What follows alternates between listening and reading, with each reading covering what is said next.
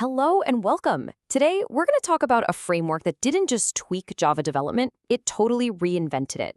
We're talking about Spring Boot, the absolute powerhouse that turned Java from this complex, kind of clunky thing into something lean, fast, and just incredibly productive. So yeah, let's get right into it. To really get why Spring Boot is so amazing, we have to travel back in time a little bit.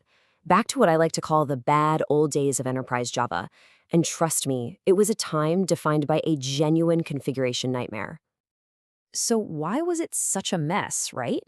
Well, before Spring Boot, trying to build even a basic web app in Java felt like you were trying to assemble a battleship from scratch with a 1,000-page manual written in another language. Developers were literally drowning in complexity. So what was causing all this pain? And this slide, wow, this really tells the whole story. On the left, you've got the old way. Endless, fragile XML files for configuration, manually hunting down libraries and praying they work together, and then trying to deploy it all to a separate, complicated application server. But then look at the right. That's the Spring Boot world. One single annotation to kick the whole thing off, auto-configuration that just figures things out for you, and an embedded server, which means your app just runs. It's night and day, really. Now, this massive shift wasn't some happy accident. It was all built on this incredibly powerful, yet deceptively simple core idea, a philosophy that puts the developer, you, first and foremost. And this is it. This is the heart and soul of Spring Boot. Just run your application. This motto drove every single design decision. The whole point was to get rid of every obstacle, every piece of friction standing between you writing your code and seeing it actually work. No more complicated setup, no more useless boilerplate. Just write your business logic and run it. Simple as that. So how on earth does it do that? Well, the secret sauce, the core magic, is something called auto-configuration. The best way to think about it is like having this brilliant assistant. The moment you add a web starter to your project, Spring Boot looks at that and goes, oh, you want to build a web app? Okay, you're going to need a server like Tomcat, and you'll need a way to handle web requests. Don't worry, I'll set all that up for you in the background. It just works. All right, so let's pull back the curtain a little more, because this magic isn't really magic at all. It's actually built on a few incredibly smart core technical ideas that every developer can understand and take advantage of. It all boils down to these three pillars. First, opinionated defaults. That just means Spring Boot makes smart, common-sense choices for you so you don't have to. Second, that auto-configuration we just talked about, which intelligently wires everything together.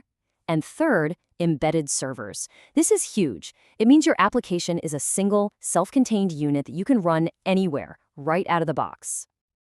And this is just the perfect analogy. Think of Spring Boot starters as those meal kits you can order. You want to make a web API? Just grab the Web Starter Kit.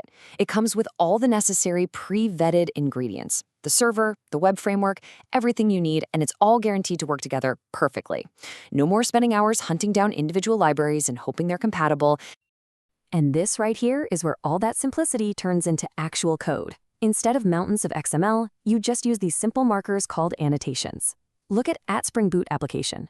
That one single line does what used to take pages and pages of configuration. It tells Spring Boot to launch, scan your code, and set everything up. Then you have things like @REST-controller or @entity to clearly say, hey, this piece of code handles web traffic, or this class is a database table. It's so clean and so powerful. Okay, enough theory. The real aha moment with Spring Boot is when you see just how ridiculously fast you can build something real. So let's take a look at what it actually takes to get a full-blown API up and running. Seriously? Building a complete API is just 4 simple, logical steps. 1, you define your data model using that @entity annotation. 2, you create a repository to talk to the database, usually just a one-line interface. 3, you write your actual logic in what's called a @service. And finally, 4, you expose it to the world with a @REST controller.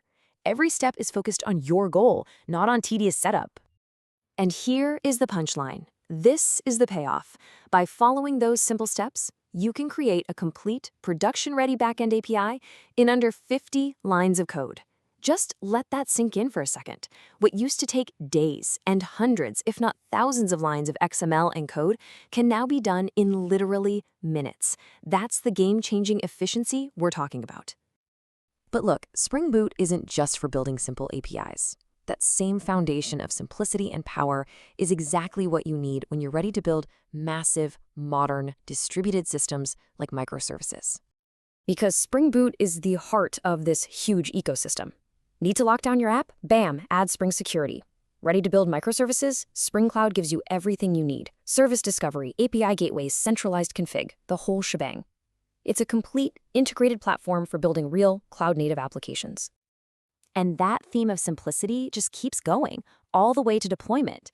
You want to containerize your app with Docker? It literally takes just 3 lines in a Docker file. That's because a Spring Boot app is just a neat, self-contained jar file, making it incredibly easy to package up and run absolutely anywhere. So let's kind of bring this all home. We've seen where it came from, how it works, and what you can build with it. But why has Spring Boot become such an absolute must-know standard in the industry? Well, if you're wondering if this is just some niche framework, think again. The proof is right here. Millions. From tiny startups to the biggest Fortune 500 companies on the planet, millions of critical enterprise-level applications are built on and powered by Spring Boot. It's not just a framework. It's the engine of the modern Java world. And that's really the ultimate takeaway here. If you are serious about backend development with Java today, learning Spring Boot isn't just a good idea, it is the non-negotiable foundation. It has set the standard for productivity, for scalability, and for building robust applications. Period. You know, Spring Boot took one of the world's most powerful programming languages and just made it fun and fast and accessible again. It gave developers incredible power by focusing on one thing: simplicity. So the only real question left is, with all that complexity finally out of your way, what problem are you going to solve with it?